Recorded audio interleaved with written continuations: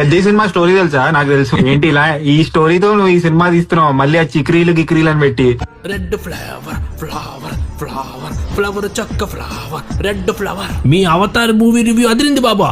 మీరు ఇచ్చే టమాటాలు ఎరిపే, మీరు ఎరిపే. ఈ మధ్య సినిమాలో సెన్స్, కథలో కామన్ సెన్స్ లేకుండా పోతుంది ప్రసాద్. ఆ జేమ్స్ కెమెరా ఆడికి చెప్పా, ఐమాక్స్ కెమెరాలో వద్దో ఐనాక్స్ కెమెరాలో తీయో, డౌట్స్ ఉంటే నాకు డిఎం చెయ్యో, వేసా మీద వచ్చి భరోసా ఇస్తానని. అబ్బే అమెరికా వాడు కదా, దేకలేదు. నేను అమీర్పేటలోనే ఆవిడ దేకడు. మీరు టమాటాలు తక్కువ ఇస్తారని ప్రొడ్యూసర్ పిటిషన్ వేశాడు. రేటు బట్టే రేటింగ్. పుచ్చిపోయిన టమాటాలు వద్దనుకుంటే ఇచ్చుకోవాల్సి ఉంటాయని చెప్పు. పెద్దలో పెద్ద కథ ఏం లేదంట. బుచ్చిబాబు బుచ్చి పీకేవాడు నీ బామర్ది కదా, సంకగిస్తూ స్టోరీ అంతా లాగేశాడు. ఇంకా నేను వచ్చాపుకోవడం కష్టం గానీ మన గ్యాంగ్ ని లైవ్ లో పెట్టు, లీక్ చేసేస్తా. మన తెలుగు సినిమాల్లో వెలుగు లేకుండా పోయిందే. కథలో పట్టు లేదో, కామెడీ పట్టానా లేదో, రచనలో రుచి లేదో, దర్శకత్వంలో మానవత్వం లేదో. మీరు ఇలాంటివి ఎత్తేస్తా అంటే ఎలాంటివి మాకొద్దో. మీరు సినిమా తీయడం మానేయండి. అప్పుడు నువ్వు టమాటాలు అమ్ముకుని బతకాలి. మేము సినిమా తీసి ఆస్కార్ కొట్టడం మాకు చేతకా కాదు, మీ కడుపు కొట్టడం ఇష్టం లేక స్కిల్స్ ఉన్నాయి ఇలా సైలెంట్ గా ఉండిపోయి. లేకపోతే ఈ పాటికే బార్బెలానికి బాఫ్తా అవార్డో, రబిడియానికి రేషనల్ అవార్డో, ఈ ఫోల సొక్కకి ఫిల్మ్ ఫేర్ వచ్చేవి. But Varanasi very well could be the first flop for Rajamouli అంటున్నా నేను అఫీషియల్లీ.